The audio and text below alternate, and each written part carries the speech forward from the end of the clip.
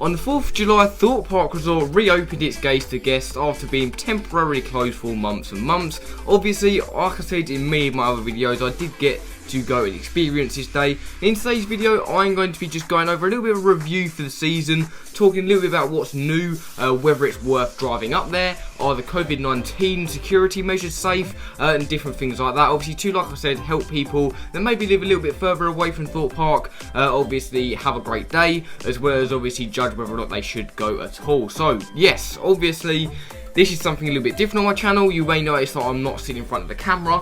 This is because I just feel like the review would be much more kind of suited if I was just kind of speaking and then have that footage overlaid over it. That kind of helps also pinpoint the different things I'm talking about, allows me to show you directly what I'm talking about, and yeah, hopefully just is a little bit more of an easier experience. It doesn't mean to say I'm doing away with my old way of making videos. It's just for quality of life for this specific video. So if you guys do go on to enjoy the video, make sure to like and subscribe. Obviously I post many videos all about Thorpe Park and other Merlin parks and just theme parks in general, so if that is something that does interest you, definitely feel free to subscribe. I've got some really cool videos lined up for you guys, including a vlog next Sunday, as well as a really unique video I'm going to be filming at Thorpe Park itself. So with all that out of the way, first of all we're going to be starting off talking a little bit about the new changes for the 2020 season.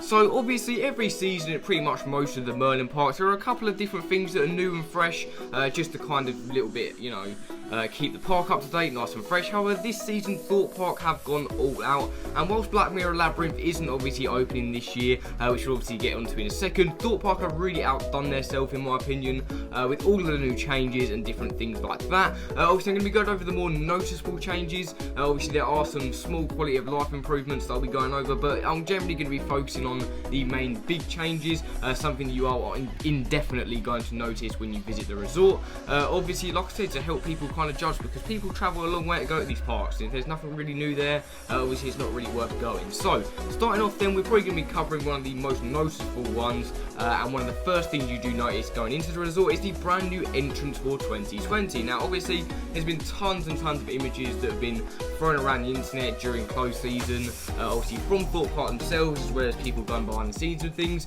and obviously it's no secret now that this new entrance is a thing. Obviously I've got loads of footage of it back last Saturday, obviously when I went for the open on the 4th of July, and there's just vast amounts of improvements for this entrance procedure. Obviously we'll be getting into the COVID-19 stuff in a different segment, that'll be coming up in just a minute. However, in terms of aesthetically, obviously they've changed the new sign archway as you move into the baggage check and temperature checks. Obviously this season they've kind of freshened it up a little bit, obviously with the new logo. The new logo is pretty much the same, but obviously it's got that more futuristic, modern kind of feel to it, instead of kind of having that island feel to it, which obviously still does have that branding, but it's just to kind of make it feel a little bit more fresh at the end of the day. Including this, obviously as soon as you walk under that archway, another thing to notice is the temporary fences. Obviously for quite a while at Thorpe Park, they've just kind of had these pop-up metal fences that have just sat there. It didn't really look right, it looks kind of ugly. However, they've fixed that this season, and they've actually put plastic coverings over these that not only promote different things for the resort, but also kind of outwardly say that, you know, this is modern now, this is what it's going to look like, and this is how fresh it is. And this kind of impression you get as soon as you walk through the gates, or as soon as you pretty much look prior to the gates with the baggage check, really does kind of set an example for what the season is like and all the new changes as you progress through your day. Obviously, as well as that, after you've had the baggage checks, you'll notice that there are brand new signage everywhere. So you've got the brand new signage for the ticket collection. Obviously it's not in operation at the moment due to it being pre-book only. When that does eventually happen, obviously you've got these beautiful new signs kind of displaying that. As well as that, another noticeable thing obviously is there's new stuff being displayed on the screen, different kind of social distancing and COVID-19 stuff going to be on there, as well as I'm assuming after all this is over there will be some cool new promotional stuff as well. Obviously they have changed the pictures to either side of the screen as well. Obviously it's got the same layout like I said, but they've just given it more of that modern kind of futuristic design, which does look very cool. After you move through the entrance, you are then hit again with a bunch of new changes. Straight off the bat, as soon as you're through the gates, you'll notice there's a brand new bridge, there's brand new signage on the bridge. Obviously this really kind of, like I said, freshens up the park, makes it feel new, as well as obviously being quite cool in changing the branding, saying kind of like scream louder, launch faster, and different things like that. And that will continue on the way out as you're kind of removing yourself from the park. It's almost like a little checklist on those signs, like Fear's Face, you know, and different things like that. It's really, really cool branding. I really, really enjoy it. Obviously, it'll take a little bit getting used to, but at the end of the day, so will everything, really, all the changes. But as you move across the bridge, obviously, just before you head into the dome, there's this kind of new, really interesting kind of, I wouldn't really call it a flora display, but it's kind of like a plant-based display theming piece just to the right of where the archway kind of ends. It's kind of displays in LED lights that no other. It's just little changes like this that really do make it for me. Obviously this will look fantastic at night, as well as it's obviously, I have heard there are some changes within the Shark Hotel. Obviously apparently they've added a little more colour in there, but like I said, I haven't been in there, so it's kind of hard to judge about that, but I'm sure there will be some footage at the surface very soon in regards to what that looks like. But obviously, you know, this continues into the dome, and the dome was something we always knew would have been changed for this season because of its kind of stepped plan. Obviously last year we did see a lot of the theming removed, a brand new screen being put over the exit of the dome, and you know, back in Jack Silverstone's behind the scenes thing last year, they did kind of explain that this is the start of like a way moving forward for the dome, kind of try and modernise it a little bit, and you can really see that this season with the addition of Infinity Bar and Kitchen. Obviously this did used to be Finn's Bar and Grill. The restaurant, I'm sure the menu will mainly stay the same. I think there have been some little improvements, but it's not like a drastic change of the menu. There also is a ton of new theming to look at in there. Obviously this really modern design for this restaurant really does make sense. Obviously I know Russ, obviously that, you know, was interviewed by Jack Silverstone a couple of weeks ago for the behind the scenes thing, did say that obviously this is their most visited restaurant throughout the day, from beginning to end. It's open from like I think 7 to 8 in the morning right up until like 10 to 11 o'clock.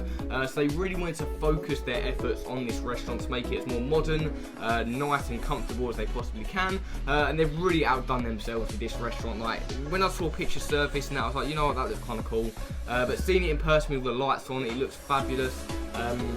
Apparently they're getting a karaoke machine in there, that's really, really cool. But in terms of the actual look of it, it fits perfectly with the dome. Obviously, a lot of people have been saying that it doesn't fit with the hotel itself.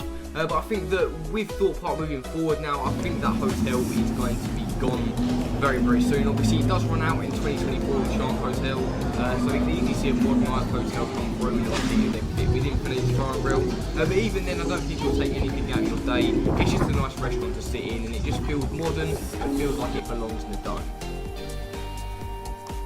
A lot of the major changes do kind of stop there. I mean, there's some different signage and stuff obviously around the resort, and I'm really liking the new colorization of the signage. Obviously, specifically with the COVID-19 stuff, it really fits with the resort. You know, there was a part of me that was really worried going into the 4th and going into opening day, thinking that these COVID-19 warnings and that will just look tacky. They've been put up and like laminated and things like that. But they're proper signs. They fit in with the resort's theme. They've got the resort colours on them, so it really does feel like they belong there. And there's no real kind of taking out of it. Obviously, you've still got to be aware, but it's not something that's going to really pop out during your day as being kind of off or kind of not really looking right. You know, like I said, there's vast improvements across the resort for COVID-19. They've added updates to the mega store. Obviously, I'm going to be moving into that segment in just a second. However, obviously, I do want to take my time to talk a little bit about Black Mirror now. Obviously, this would have been the major kind of addition for 2020, and obviously, unfortunately, because of COVID-19, it has not opened, and it's instead opening next year, which I'm perfectly fine with. Gives us something to look forward to. But obviously, you know, with this missing, we kind of had to judge whether or not, you know, is the season worth it this season? Is it good? You know, is it worth travelling miles for? I would say yes so far. Obviously, we are going to get into that in the verdict at the end of the video. But obviously, with Black Mirror, honestly, I think Thorpe Park would have, I keep saying this, but I think they would genuinely have overdone themselves. Like, they've got so much new quality of life improvements, so much new fresh signage, different things like that, that it just would have made the resort so much better. Obviously, we're going to be getting it next year, so it's not like it's never going to happen. And it's very, very exciting to think about. But obviously, we have got to keep in mind that this is their major addition for this year, and I think they're off to a great start. If, you know, on top of the change we've got, that would have been the resorts this season. So that's how I'm going to judge that. I'm also going to be judging it obviously with the fact that it could have been there this season, as well as the fact kind of ground back to reality and talk about what actually is there, so you guys are not disappointed. Obviously, there's been updated signage everywhere. on the maps especially, it says opening 2021 now. Outside, I'm pretty sure they've just put some fences out there, little temporary fences saying opening 2021. So it's sad, but at the end of the day, it's got to happen. Just before we move on to some of the COVID-19 stuff, obviously, which is probably going to be the main segment of this video, I do actually want to talk a little bit about merchandise, which is something I don't really usually do. But this year, Thorpe Park have, I'm going to say it again, they have outdone themselves with their merch. Obviously, they've got the brand new Thorpe Park Rangers line, which is some old school designs for people that obviously really enjoyed the old version of the park and different things like that. Obviously, I've still got the Thorpe Park 2019, anniversary merchandise, which is very, very cool to see them still kind of selling that and really pushing that. Obviously, it's expected, there's new merchandise all over, but to be fair, you need to see it yourself. There's tons and tons and tons to see. Obviously, there's been some changes to the mega store. They've got a brand new sign, which is looking very, very nice and fresh. As well as that, obviously, they now have an online shop. So if you do want to buy stuff from your home, they don't have everything, so don't expect them to have things like resins and mugs and things. They said they're trying to sort that out, but they said that it's not going to be ready just yet because they're still figuring out how to package it. So expect that very, very soon, but there is an online shopping option for the majority of the t-shirts, merchandise, pin badges, magnets and different things like that. So if that does interest you, obviously I'll link the Thorpe online shop down in the description below, and obviously that is the same across over Alton Towers as well, which is very nice in doing. Obviously it was for COVID-19, but I still think they should keep it. I think that it's a good thing to have, as an option for people to buy at home if they're not able to go to the resort, and at the end of the day it's going to make Merlin more money. So yeah, I think it's really cool and I think they should keep it. However, I'm going to stop waffling now and we're going to get into the important part of the video. So then, obviously, moving on into, like I said, which is probably going to be the main part of the video, we're going to be talking about the social distancing and COVID-19 guidelines. Obviously, at the resort, you want to be as safe as you possibly can. And I know there are a lot of people out there that are kind of on the fence thinking, I don't really want to go, is it safe? Things like that. So that's pretty much what I'm going to be covering in this segment. I'm going to talk about all about the entrance procedures, everything on park, and pretty much cover every single inch that I possibly can. So it's just to make you guys feel a little bit more safe, if you guys do want a little bit more information and different things like that. So obviously, fittingly, the first thing we should probably talk about is the entrance procedure. Obviously, there's been many different vlogs and videos out there showcasing this, but we'll explain this here. Obviously, as you enter, or even before you enter the resort, you have to pre-book your ticket. So for anyone wondering how they enter the resort and how to get tickets, do not buy them at the resort because you'll be severely disappointed. They do ask people as they're driving in if you have a pre-booked ticket. It's really, really easy to do. You just have to go onto the Merlin or Thorpe Park website, depending on which one you visit frequently, and the tickets will be displayed on there. For pass holders, it's the exact same thing. If you scroll a little bit down where the ticketing options for the standard passes are, it will say in big letters as like a little promotional different segment of the website pretty much. I was really surprised in seeing they had this. It will say pass holder pre-book, so it's really easy to spot and really easy to do. You just have to obviously, if you've been to Fright Nights or you've been to the pass holder events, all you have to do is just type in your little code that's on your Merlin annual pass, and then obviously it will give you the tickets, which is very, very simple. And the same thing carries on through into the actual entrance procedure. Obviously, like I said, they'll check your tickets, or they'll check that you have your tickets. Once you say yes, they'll let you through into the main car parking section. What will then happen is you'll then be greeted by someone just before you're at the park, who will give you a little bit of a leaflet explaining the social distancing and COVID-19 guidelines. You will then be told to park up, and the cars are socially distanced, so the cars are more than 2 meters apart.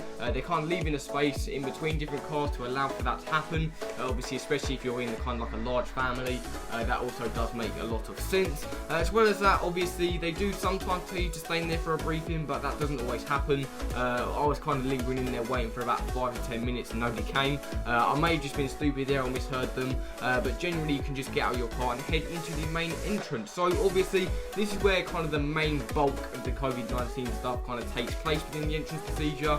Obviously, you still have to go through baggage checks, and even if you don't have bags, you still have to obviously have the temperature checks, which are located just afterwards.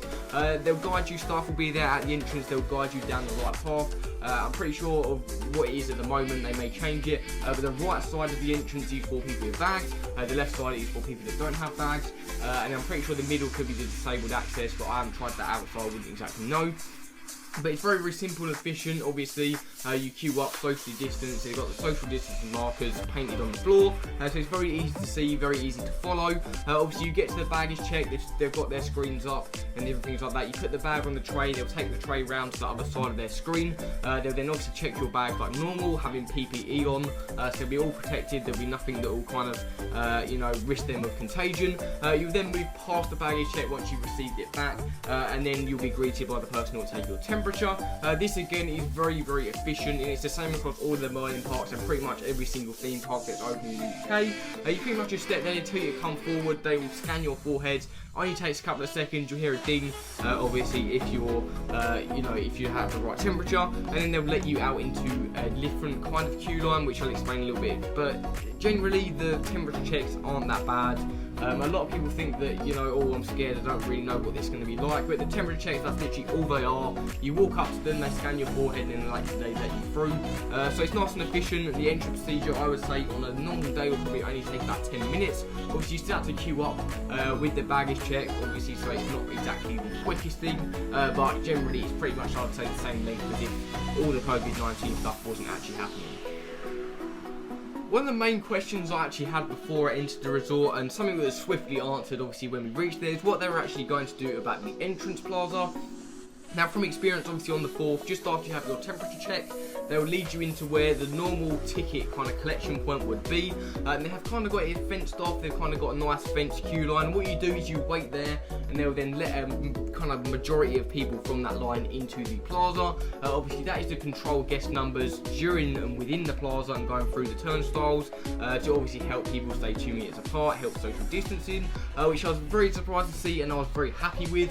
Very efficient, there was no hassle at all. You just queued up there probably maximum for about 5 minutes, probably not even that, and then they'll let your group or let a certain amount of people through. You'll go through the turnstiles across the bridge and then start your day, which is very, very efficient, very, very nice. So obviously ride procedures were one of the main, another one of the main focuses for Thorpe Park to kind of home in on, and obviously once again that really shows how efficient it is. There is a very specific way it happens, and it's carried across pretty much most of the rides. Obviously there'll be slight tweaks on each one, but I'll obviously talk about them as we get to them. But overall, pretty much all that happens. Obviously your social distance around the park anyway, so you don't really need to worry about getting into the queue. Once you do reach it, obviously what you have to do is then move through the queue line as you would normally, and then when you reach a point where obviously there is the queue that's backed up, or when it's backed up to a certain point, you will then have to stand on these social distancing markers, and then obviously as that gradually unfolds, you'll keep going up and up the queue like normal. But all the real change is pretty much with queuing is the fact you're just going to have to stand on these social distancing markers. It's not really the hardest thing in the world. They've really engineered it so it's possible for this to actually happen. Obviously, there were a lot of skepticism about having these kind of chevrons and stuff within the queues. Will it work and stuff? But I think Thorpe Park have really been on point and have done a very, very good job in keeping this up. They have regular announcements over the ride comms, as well as obviously staff making sure people are in line. Thorpe Park have also been very, very good and kind of, very quick to change different things that haven't worked at the resort. Obviously, a lot of people know that the Nemesis Inferno queue line was very, very I wouldn't say dangerous, but it was a very big concern for a lot of people, because the cattle pen part is very, very hard to kind of, distance yourself with, because it's a cattle pen queue. Obviously, it's not people's fault, it's not really Thorpe's fault, but the way the queue line is built, obviously you're standing next to people, but in front of you you're social distance, but you can't really do anything about the people to the left of you because there's a fence in the way. But they've changed that. They've been on their toes and they've made it kind of a one continuous queue line. They've got rid of that whole cattle pen queue line situation completely. So it's really good to see Thorpe Park really agile, making sure things are very, very safe for guests. But as well as that, obviously the boarding procedures is very, very similar. You'll reach your point, the staff will ask you how many. Obviously you can request to be seated on different rows. They'll ask you how many groups or how many people within your group. If you say, oh yeah, we're two with social distancing, they'll then place you on separate rows, which is very, very good, very efficient once again. Obviously this will happen closer to the station. Then when you reach the station, obviously they're only letting a certain amount of people in, so it'll be very, very quiet. There won't be no cramped queuing or anything like that. In terms of like queuing for front rows, they are closed, and it's pretty much a chance half the time whether or not you get onto the front, which isn't too bad. I managed to get on the front a couple of times on the rides, which is very, very good. So it kind of removes that kind of queuing element from the front, allowing obviously social distancing to be a lot more monitored. On the rides, obviously a lot of the rides are missing 2 rows, or missing a row in between 2 rows, if that makes any sense. So obviously there have been a number of changes to this. However, I'm pretty sure currently while making this video, the rides that are running on full capacity with all of the seats filled on the trains are currently only just are currently just Inferno and the Swarm. Obviously this is because they are generally 2 meters apart anyway, and they're a safe distance apart. However, rides like Saw, Colossus and different things like that will be leaving a row in between parties, obviously allowing for social distance while you're sitting on the rides. Obviously masks are mandatory. That is something that is pretty much plastered everywhere around the resort. It's signs saying that it's mandatory, and there's different things like that. You can buy Thorpe Park own branded masks. Obviously there's like face covering, they're very, very good, nice and comfortable. But you can also buy medical ones as well, just kind of the disposable ones, obviously to use throughout your day at the resort. But yeah, in terms of ride procedures, that is pretty much the bulk of it. Obviously every half an hour to an hour they will deep clean the ride. They'll clean off all the queue line, they'll clean the actual kind of train themselves, they'll clean the seats and different things like that to make sure that it's COVID-19 secure, and then obviously they'll let you enjoy your ride on your favourite coasters. So yeah, that's pretty much the way that the boarding procedures and the queuing really works for that. Mainly it's pretty much covered throughout the whole resort. That's pretty much the standard for a lot of the attractions. But yeah, the only real changes across the rides are probably the seating arrangements, but even then they're mostly the same. So there's nothing to worry about with that. Once again, nice, efficient and really, really well handled. Okay, so in terms of social distancing within shops and restaurants at the resort, this is again handled very, very well. Obviously this was something I didn't really think about when I first kind of went to the resort. This is something that I just kind of experienced out of nowhere. Obviously with it being limited capacity, I kind of assumed that obviously the restaurants wouldn't be that busy, but they are still limiting the amount of people to go within restaurants and shops, and the way they kind of do this is very, very simple. With restaurants, the restaurant I went into was KFC, and as you can see from the footage I've got up on the screen now, they kind of label you outside in a little mini queue with these chevrons, obviously to distance between parties, and then obviously once they've counted the people within there and people leave, they'll then let you in if there is enough space and it does fit the requirements for capacity. Obviously very, very similar to the rides and different things like that.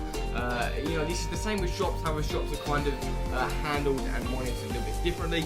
The way the shops work is pretty much they'll give you these baskets.